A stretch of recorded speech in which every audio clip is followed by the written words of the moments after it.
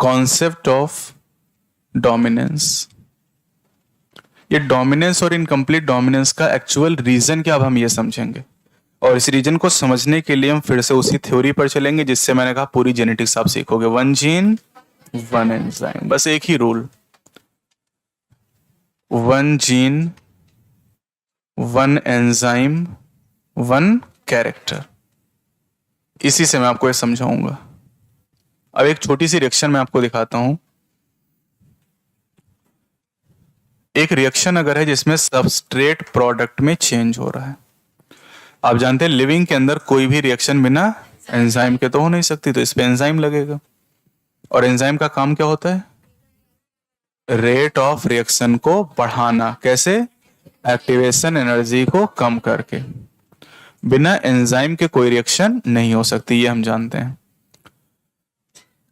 तो ये जो एंजाइम है, ये एंजाइम सबस्ट्रेट को प्रोडक्ट में चेंज करता है।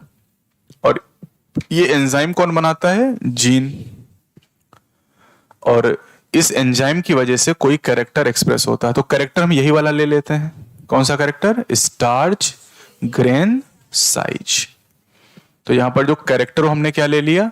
Starch grain size. जीन तो हमें पता है कौन सा? B gene. B gene. तो B gene starch grain size वाले कैरेक्टर को कंट्रोल करता है, लेकिन किसके थ्रू? एंजाइम के थ्रू। अगर नॉर्मल एंजाइम है, ध्यान से सुनिएगा, अगर नॉर्मल एंजाइम है तो नॉर्मल एंजाइम सबस्ट्रेट को प्रोडक्ट में चेंज करेगा।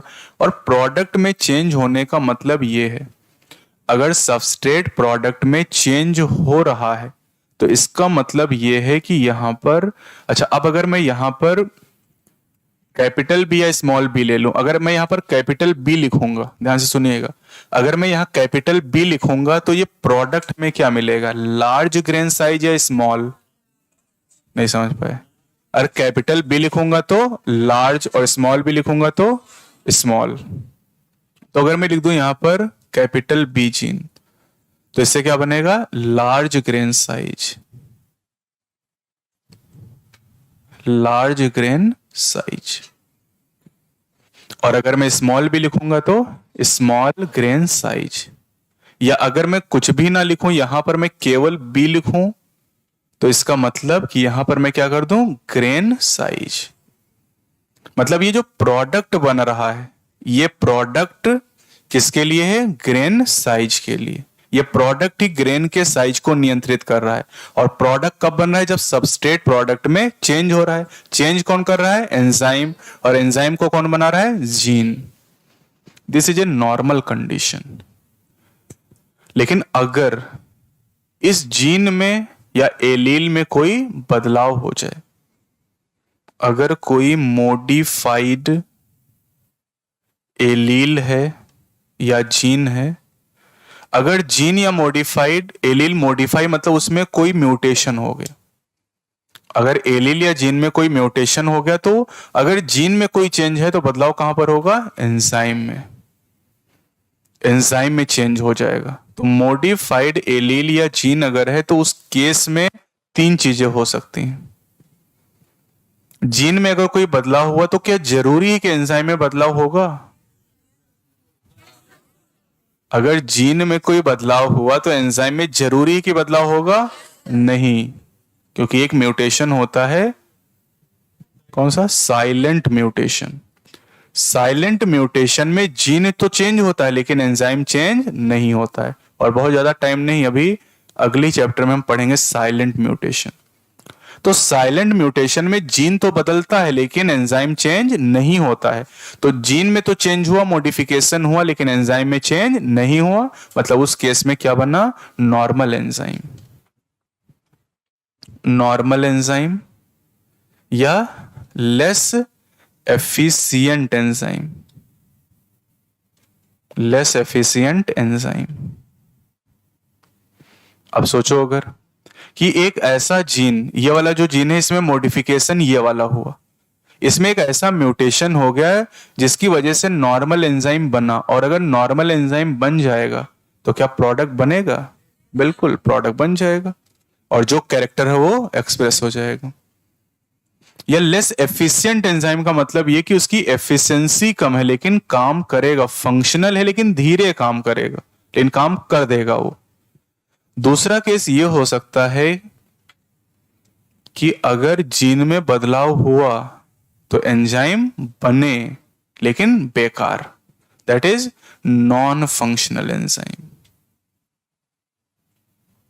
नॉन फंक्शनल एंजाइम, एंजाइम बना तो लेकिन एंजाइम कैसा है, बेकार है, काम का नहीं। तो अगर इस जगह पर मैं नॉन फंक्शनल एंजाइम लगा दूं तो क्या सबस्ट्रेट प्रोडक्ट में चेंज होगा, नहीं।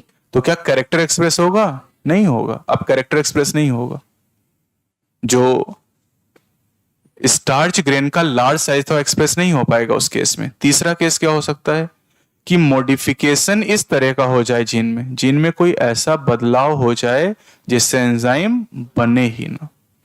No enzyme is produced, no enzyme is produced. तो अगर यहां पर कोई एंजाइम ना हो तो क्या सबस्ट्रेट प्रोडक्ट में चेंज होगा, नहीं। तो क्या कैरेक्टर एक्सप्रेस होगा, नहीं होगा। तो तीन सिचुएशन हो सकती हैं। अब तीनों को अगर आपने कभी मॉलिक्यूलर बेसिस पढ़ा तो मैं लिंक कर दूंगा, अगर आपने पढ़ा तो समझ जाएंगे, नहीं पढ़ा तो आगे जान पाएंगे। ये तीन तरह की जो म्यूटेशन है आपके सामने, तीन तरह के जो चेंज है, पहले वाले चेंज को कहते हैं silent mutation. This is called missense mutation, this is missense mutation and this is nonsense mutation. This is same sense, silent को कहते हैं same sense, this is missense, this is nonsense. तो nonsense मतलब no enzyme, missense मतलब enzyme तो बना लेकिन miss हो गया, उसका मीनिंग चेंज हो गया, एंजाइम का बेकार हो गया। और सेम सेंस मतलब म्यूटेशन तो हुआ लेकिन उसका सेंस वही रहा, उसका मतलब वही रहा, इसलिए एंजाइम वही बन गया। मिस सेंस मतलब उसका मतलब मिस हो गया तो नॉन फंक्शनल बन गया। नॉन सेंस मतलब नहीं बनेगा। तो तीन तरह की कंडीशन हो सकती है। अब इससे हम एक्सप्लेन करते हैं कि डॉग फ्लावर में क्या हुआ होगा। डॉग फ्लावर में जब F1 जनरेशन में आपको पिंक मिला, रेड मिलना चाहिए था, लेकिन रेड कब मिलता, जब नॉर्मल एंजाइम बनता या लेस एफिशिएंट एंजाइम बनता तब रेड मिलता। लेकिन वहां पिंक क्यों आया, क्योंकि या तो वहां पर नॉन फंक्शनल एंजाइम बना या एंजाइम नहीं बना। क्योंकि इन दोनों केस में जो भी कैरेक्टर है, प्रोडक्ट जो एक्सप्रेस कराता वो नहीं एक्सप्रेस होगा। तो रेड कलर इसलिए F1 में नहीं नजर आया क्योंकि या तो एंजाइम बना ही नहीं या फिर नॉन फंक्शनल एंजाइम बना। यहां पर केस समझिए, यहां पर स्टार्च ग्रेन साइज कैसे आने चाहिए थे, लार्ज। लेकिन लार्ज स्टार्च ग्रेन साइज कब आते, जब ये एंजाइम नॉर्मल होता या लेस एफिशिएंट होता। लेकिन यहां पर लार्ज ग्रेन क्यों नहीं बने F1 जनरेशन में, क्योंकि या तो एंजाइम नॉन फंक्शनल हुआ या एंजाइम बना ही नहीं। तो these are the reason of incomplete dominance, incomplete dominance, and this is the reason of dominance. तो कहानी तो एनसीईआरटी ने 2 पेज पे लिख के दी, लेकिन आप 3 वर्ड में ध्यान रखोगे। अगर आपसे एग्जाम में ये पूछा जाए कभी भी, चाहे मिराबिलिस का केस दिया जाए, एंडलूशियन फाउल का केस दिया जाए, स्नैपड्रैगन का केस दिया जाए या स्टार्च ग्रेन साइज का केस दिया जाए, आपसे अगर एग्जाम में पूछा गया बताइए स्टार्च ग्रेन साइज में इनकम्प्लीट डोमिनेंस क्यों आई, तो आप क्या बताओगे, क्यों, नॉन फंक्शनल एंजाइम या नो एंजाइम इज प्रोड्यूस, बस इतना बताओगे। आपसे पूछा गया स्नैपड्रैगन के F1 जनरेशन में रेड फ्लावर की जगह पिंक आया, क्यों, नॉन फंक्शनल एंजाइम और नो एंजाइम। तो आप उतनी कहानी मत पढ़ना, आप केवल कॉन्सेप्ट समझ लो कि कैसे आप एग्जाम में आंसर कर पाओगे। तो ये मैंने एक्सप्लेन कर दिया पूरा आपको समझाते हुए, लेकिन आपको चीज बस इतनी जाननी है कि किसी भी मॉडिफाइड एलील में 3 चीजें हो सकती हैं, same sense, miss sense, non sense. Same sense से तो वही सेंस निकल के आएगा नॉर्मल वाली, लेकिन जो मिस सेंस है और नॉनसेंस है, इससे इनकम्प्लीट डोमिनेंस का केस बनेगा। तो स्नैपड्रैगन में या फिर स्टार्च ग्रेन साइज में जो इनकम्प्लीट डोमिनेंस का केस बना, उसका रीजन क्या है? नॉन फंक्शनल एंजाइम और नो एंजाइम। पढ़िए।